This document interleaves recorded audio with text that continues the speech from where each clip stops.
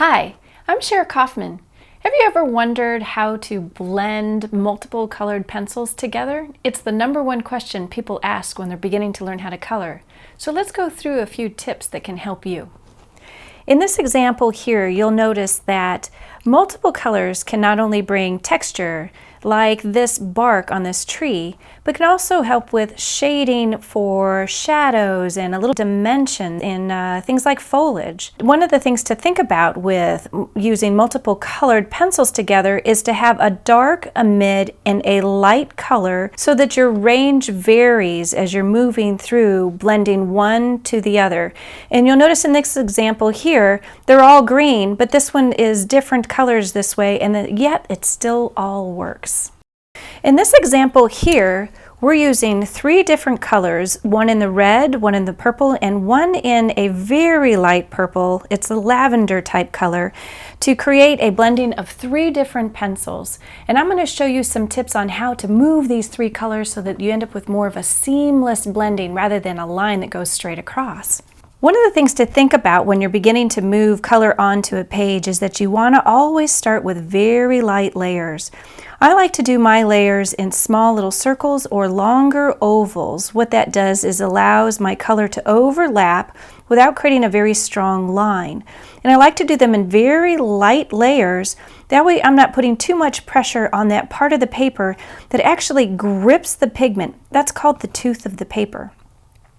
When I'm down here in this little divot, I can put a little bit more pressure down here.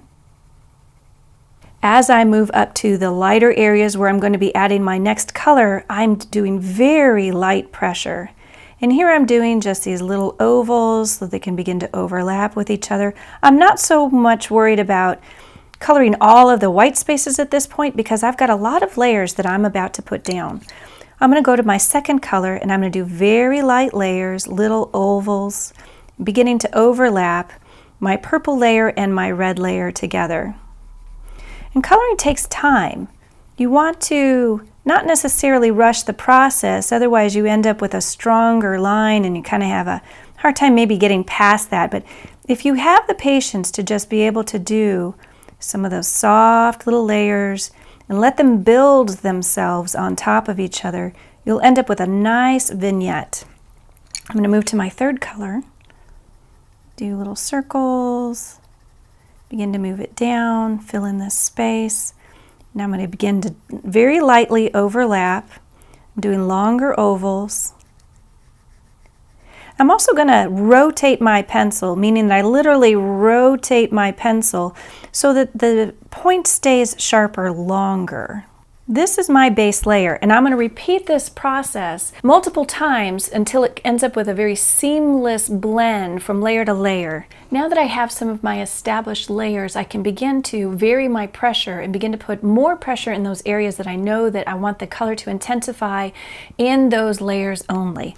For instance, down here I can now begin to put some deeper pressure, but I'm still going to lighten up as I begin to move into my areas where the purple and the red overlap, so I can still allow them to move together. Color pencil is a slow medium. It's not a real fast medium, so for the sake of time, I'm speeding up the video so that you can see the process. But I definitely can put more pressure as I'm down at the base. Rotate my pencil. And here I'm adding a little bit more pressure because I can bring in a little bit more of that intense purple color.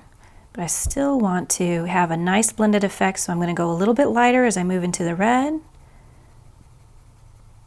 And just let that build. And a little bit lighter as I move into this very light lavender. Now here I'm going to do something a little bit different. Here I am asking this very light colored pencil to begin to move and blend this purple. It's a blending technique that not everyone knows about, but you can use these lighter colors to help move and blend these other layers together so that they begin to move with a little bit more of a seamless look. Maintaining a sharp pencil is really the best way to create good coverage and consistency to your coloring. It really allows those pigments of your pencil to get into the grooves of the paper, to the tooth of the paper, so you always want to make sure that your pencil is sharp. There, now you've seen an example of how to blend multiple pencils together. Now it's your turn. Find your style.